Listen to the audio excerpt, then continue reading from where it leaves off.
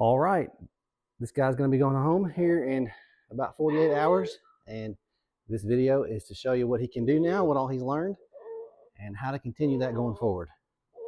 So the very first thing we do before we start any kind of training session is to take him out to use the bathroom. So he's already been out to pee. He went out this morning after breakfast and took care of his other business, and because it's snowy outside, he seems to shy away from trying to do that again. But he's peed, so we know we're safe to do a training session now, and him not stop in the middle of that and pee. So make sure you do that very first. As soon as they wake up, as soon as you do anything with them in your house, take them out to pee. So I'm just going to lead you through the basics of the beginning. When you get your dog home, the first thing you need to do with him is go back to the very beginning. And you can go back and look at my other videos, but hopefully this right here will cover it. Because he's never met you and he's never done charging the clicker with you, that's how you start the bond. So he's going to go through, you're going to go through all the steps I've gone through, but it's going to be much quicker for you because I've already given him the baseline. He just has to learn you.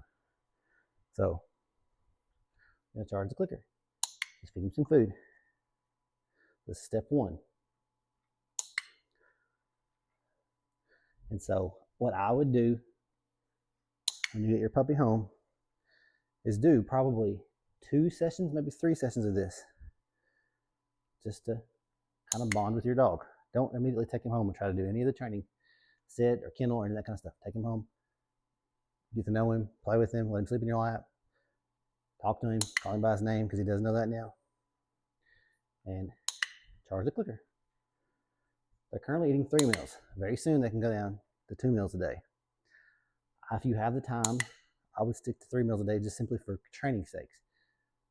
What you want is your puppy to be slightly hungry when it's time to train. They pay more attention to you because they're ready for the food. If you go to 2 meals a day, you're only going to have one opportunity more than likely. If you're like me, you have to get up and go to work in the morning, so you really don't have time. So it's the evening when you feed him. And that's your only one training session a day. You can try to fit a training session in during the middle of the day, but if they've eaten all their food, they are pretty food motivated. So they might eat some more. I just don't like doing it that way. What I would probably do is feed them breakfast when you get home from work or wherever you've been for the day. Then you can do a training session right then and just give them enough to do your training session, and then hold off till dinner, do another training session, and give them the rest of their food. So do 2 to 3 charging clicker sessions before you move on to anything else. Now, I'm going to move on because I'm showing you this for purposes of how to. Okay, so we're going to move on to set, step 2. Set's one of the easiest things to teach them. Walk around, get them to move. Stop. As soon as his butt touches the ground, and he knows how to do these things, so he's going to looking for the kennel. He's looking for what to do. Sit. Now, I started this out without saying the command. You can say the command. I say his name and then the command. So that's what I recommend you to do as well. So now we're going to start saying gauge, sit. You say it one time and you wait for him to sit. You don't say it twice. The only time you might ever say it more than one time is if he lingers on for a minute and doesn't pay attention and is trying to figure out something else. I prefer to whistle or do some kind of noise to get him to pay attention to you. And he'll come back over and he'll sit then. Butt hits the ground, it's a click. Gauge, sit, then give him the food. I'm giving them the 2 bites now. I started out with 1, but 2 kibble. They can take that and eat it quick enough. We can move on to the next step, and it helps the food go a little quicker.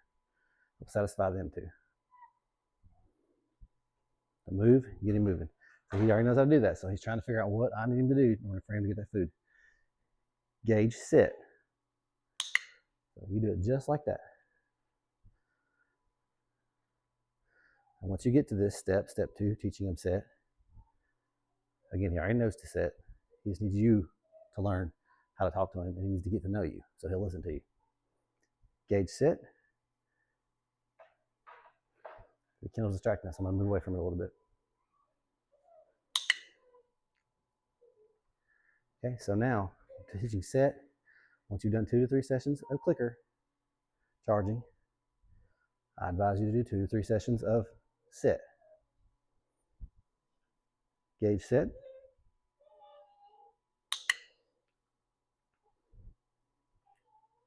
Now you're going to come back to these, but I'm going to have you go through them. I will do 2 to 3 sessions. So you're looking at day 4 or day 5 before you ever teach the first command when your puppy is home. By then, that's a really good way to start because he started to bond with you. Gage, sit.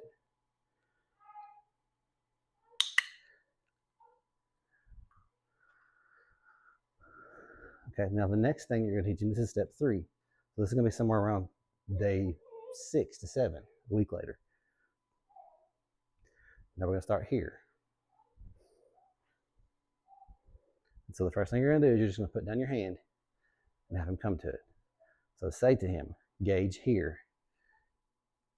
When his nose touches your hand, you click, then you give him the food. Gage, here. You hold your hand. Do not move your hand closer to him. Let him come to your hand. My 5-year-old female lab still comes to my hand when I call her from half a mile away or from 50 feet away. Make her finish, or him finish that command. Gage, here. And then you just wait it out. Because if you start saying here and he comes 2 inches from your hand and doesn't touch it, that will turn into a foot. That'll turn into 5 feet. That'll turn into 20 feet when you're outside. Never let that dog come up and not touch your hand, because it will grow. You give him an inch, they'll take a mile. The next thing you know, you can't get him to come back to you. Gage, here.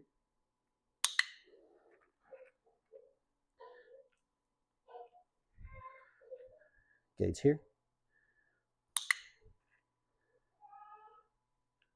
2 to 3 pieces each time you give him food like that. Gage, here. Make sure that the first couple of weeks you have them home when you're training, you have them in an area like this where it's quiet, there's limited distractions. But the other dogs that you have up, I advise you to let your kids do this as well, but the first 2 or 3 sessions of each command, do it on your own. Have one of the adults do it alone with no distractions. And you can bring your kid into this. That's really good to bring your kids in, especially for the here command. Especially for the here command, because that'll teach the dog to listen to everybody in the family. Everyone in the family should be doing these. Gage, here. So this is pretty simple. Gage, here. Oop. Gage, here. And just say, Gage, here. Okay. So the next step is you're going to go to, let's do kennel. Now I use kennel for the dog to go into the crate, and I also use kennel for the dog to go onto the bed. It's not confusing, because typically the kennel is in your bedroom or on the side of your living room. I have a platform bed, so when it's time for me to tell them to go to the crate at night to go to sleep, pick the platform bed or the bed on the floor and lay it up on its side where they can't go on it. Mine's sitting on a view right now where you can't see it. It's not a big deal. I also use kennel when I'm telling them to load up in the vehicle. And so you don't want to be too complex and give your dog too many commands. Kennel, and you just point as they get older. And they're going to go there. Right now, they're not going to know. They are going to be a little confused. So just make sure you have the thing out there that you want them to go into. Use your body language with this. This is the tough one. Gage, kennel. See my hand? My body is next to the kennel. And click. Give him his food. Okay, so body language is a big deal. Bring the dog out. Wherever the front of you is facing, that dog is going to come to sit. So if I'm facing here and telling him to kennel, he's not going to go right now. When he gets bigger, he will. But you tell him, Gage, kennel, and then walk toward it and get his feet moving. I've already said the command. I'm not going to say it again. But he's going to come to the front of me, and that gets him to go in. The second, I'm kind of lacking because I'm talking, but the second he walks in, click, and then give him his food. And then come back out. Now, at this point, you've already done the here command. Don't mix the commands up during a session, except for if he's in this kennel during this one and he won't come back out, he's just looking at you, you put your hand down and say here. When he does that, only click. Don't give him food, because we're not training that command right now. We're training kennel, so we want to be focused on that. Gage, kennel.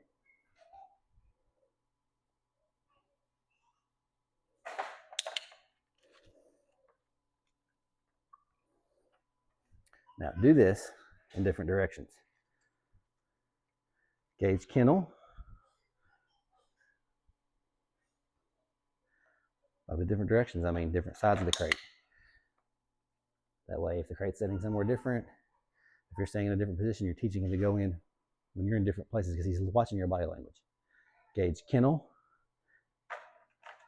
Okay, once he starts going in there for you consistently with you standing against the kennel, against the crate, And you can start to take a step back like you just saw me do and tell him, and he'll go in. Slowly do that over multiple sessions back up. Gauge kennel. All 4 paws in. If all 4 paws don't get in, we don't get to treat. So in that situation, I'll back away, give him a second to reset, and then we'll do it again. Gauge kennel. Again, you give him an inch, he'll take them out. If he has 2 paws in and 2 paws out, he's like, that's what you wanted. So he'll start doing that, and that's not what you want. You want all 4 paws in. Come to the front of the cage. Gauge kennel. You can move your body with the dog.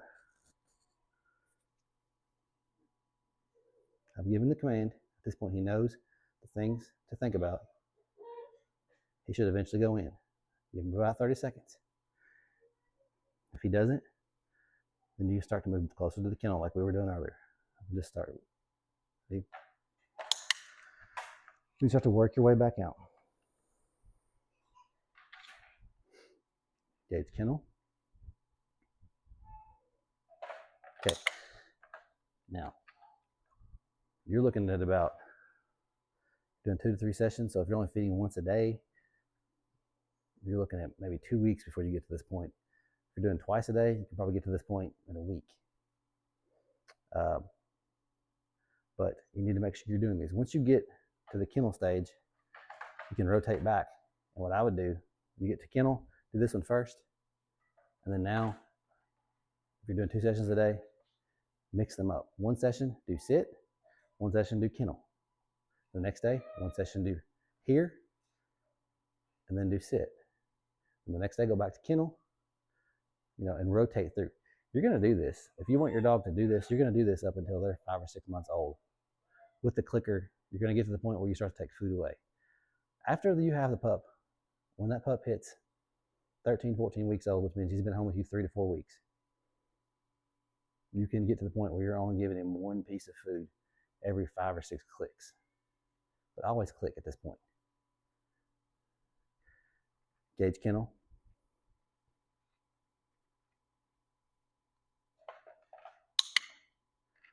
And right now, I'm still giving it to them almost every time.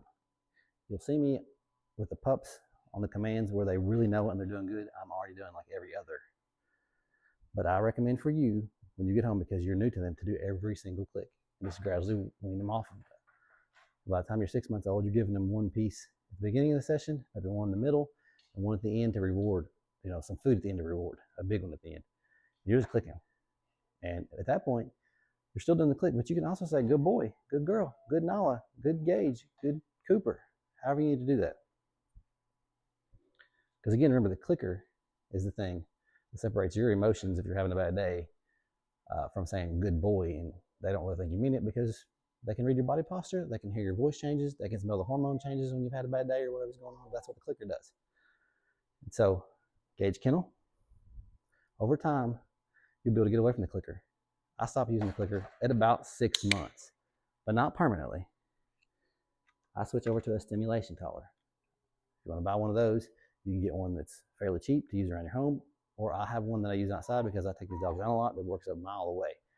But 98% of what you'll ever use, Gauge here, he's stuck. So no food but click. You're going to vibrate with that. And I'll do videos on that, so I'm not going to get too in-depth on that, but about 6 months, 5 to 6 months, you can start with that. And that's when I take the clicker away. Now, once in a while, with a 1-year-old dog, with a 2-year-old dog, with a 3-year-old dog, I'll jump back and do some clicker training sessions that are just simple like this, just to dust off when the dog starts to not really listen to the here commands. You can take a 5-year-old dog and train it exactly the same way I'm training this one here, as long as they're hungry. The key is, if you leave food out for your dog all the time, whether it be a puppy or adult, they're not going to be hungry when training session comes, so they're not motivated. You want to keep your dog looking somewhat lean, but not too skinny. You don't want your dog to get overweight. Then it's really hard to train it. Really hard to train them if you don't have any kind of upper hand as far as rewards. Okay, Gauge here. Now we're going to switch. I'm going to show you the last command that they've learned. I'm going to move this out of the way so it's not distracting anymore. I'm going to grab this other bed.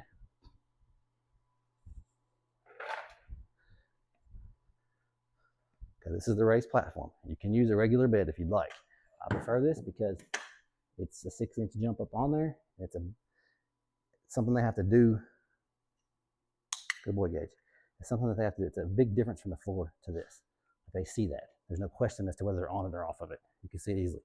Because the same thing applies. When they go on, you want to click when all 4 paws are on. Not with 1 paw on the ground, not with 2 paws on the ground, all 4 paws. So it gives a defined difference in height that makes them be up there. Gage here. This is what I use in my living area for my big labs. This is Moose and Whalen's, one of their beds. They have 2 of these. Gage kennel. It's the same as the crate. It's actually easier because they don't have to go through an opening. They come on from any side. Put in your crate. Gage here. Gage here. If they're completely not paying attention to you, you can make noises and then turn and give the command again. That's the only time. Gage kennel. Put your crate, put your bed up against something, a wall or something. It helps them, I don't know what it is, but it helps them psychologically go onto it better than they're not walking around it, because that's what they do. They get lost and start walking around it. So put it against the wall, put it in the corner, something like that. Gage kennel. Good boy. That's really simple. Something that, and I'll have videos on this later, but this bed is wonderful because when someone comes over to my house and visitors, and I have these out in my living room, I tell the dog to go to this bed. I say kennel. The crate's not out. The crate's in another room somewhere. You know, when they're 2 years old, 1 year old, 9 months old. Gage here. Let me grab him. He's getting in the baby toys. Getting very distracted. These puppies are not coming home perfect. It's going to take a lot of work still, but they have the base level. I just want you to understand that. But anyway, what I was saying was, put them on this bed. The floor becomes lava. You use a stimulation collar when they're 5 to 6 months old. When I start training this, and it's a stay command. You put them on that. The second that 1 paw comes off, you're going to vibrate and hold that vibrate down on your stimulation collar. That's going to train them. They can't come off unless you tell them. When you tell them, what I do is, it'll be Gage, okay. That's what I do with Moose and Whalen. Moose, okay. I like to say their names first because I have multiple dogs and I train multiple dogs. And I want to tell the dog specifically that I'm working with what to do. Gage here. Good boy. I'm talking so much that he's losing interest, but he came right back. You probably couldn't see that, but he came right back. Gage here. Good boy. Gage kennel. Good boy. Okay, I'm going to give him his jackpot now. Let me finish that up there while I finish talking. But those are the basics of the core of the commands they know. So just to recap, step 1, get them home 2 to 3 sessions, 2 to 3 days of sessions, probably 6 sessions, I guess is what it would work out to, ish, of just charging the clicker. That'd be 3 days if you do 2 a day. Step 2, go to sit. Get the dog moving, get him to walk around.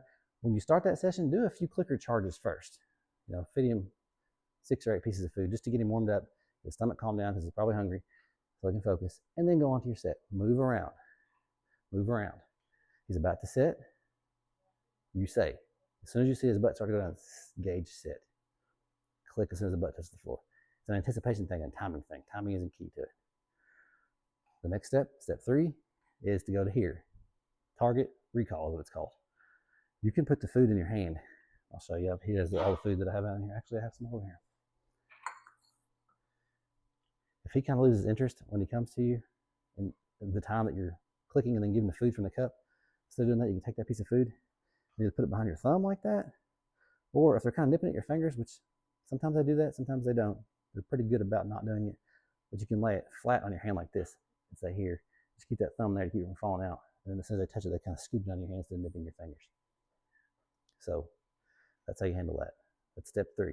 Now, then you move on to, you can start with the bed first. It's actually a little easier to teach kennel with that, and then go to the crate. But again, remember, it's your body movements. You're moving the dog toward it. You're not clicking until it goes on it. If you need to, if it won't go, have your body right against it. Take some of that food that you have in your hands. You stand there and just take it and lay it. Like in this situation, you're against the wall. Lay the food at the back of the bed in the middle, so he has to come all the way on to get the food. As soon as he gets awful paws on, you click and you'll eat that food. You might need to do some repetitions of that. Then you can step him back, and then you can go back to telling him the kennel, and he'll go on, and then give him the food. So sometimes you have to switch back and forth.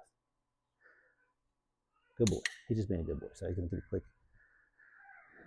and a piece of food. So that's about it. As far as crate training at night, right now your dog is capable of sleeping all night long from, I get them in bed around between 10 and 11, depending on what I'm doing that night. And they stay in bed all the way till 6 to 7 o'clock in the morning with no accidents. It might be a little rougher when you get home with a single puppy instead of having his litter mates around. But he's been in a crate by himself on opposite ends of the room. If they whine, you got to ignore it. But make sure that you know the last hour and a half to 2 hours that they have been out before bed, they've had no water, they've had no food, and then take them out and make sure after they've eaten you see them poop and make sure they pee. You need to see poop between dinner time and the time they go to bed. But you definitely need to see them pee again right before you put them in the crate. Put them in the crate. You can put their comfort blanket in there. If you notice they start to chew on that, they'll start to do that probably as they get to be 12, 13, 14 weeks old. You may have to take it out. The comfort blanket's really only for the first week or so at home. You don't want them to chew that up and get the stuff in their stomach. So as soon as you notice they'll start chewing on that blanket, get it out. And just put them on the plastic tray on the bottom of the crate, the wood, whatever it is. It's not going to hurt them. They'll be fine. I suggest putting them in a room where you turn on all the lights, where it's dark, where there's no distractions. If they start barking, start whining, you have to leave them. You know that they've been out. You know that they're healthy. You know there's nothing they can get into. Leave them. If you start to go get that puppy out at 2 or 3 o'clock in the morning and take it to use the bathroom, that puppy's training you, and you don't want that to happen. You got to ignore it, and they can do it. They are capable of doing it. They do it every night here, and I've been doing it for almost 2 weeks, so they're very capable. They'll try to tell you otherwise. That's about it. Make sure that your crate is small enough inside, whether it has a divider or it's a small crate, that the dog can lay down. You don't want a crate the dog can want to play. You just want to lay down, and that's all the room it has, because if you give it extra room, it'll pee in the opposite corner. It'll poop in the opposite corner. And that gets you started off on the wrong foot. I know crates can be expensive, but if you can find one with a divider, that's the best way to do it. You get a medium to large size crate with a divider, and then you can take that and move it back as they grow, so you don't have to go buy a second or a third crate as they get bigger. So if you have any questions at all, my phone is open. If I can answer it and you call, I will. Text me, whatever. I'm here to help you guys. That's what this is for. I want it to be the best transition and a really good experience for you guys and for these puppies. So please call me. Let me know if you have issues. Anyway, I really hope you enjoy these guys. I've enjoyed the heck out of them. And I know they're going to great homes. Thanks a lot. I really appreciate you guys picking Retriever Ridge.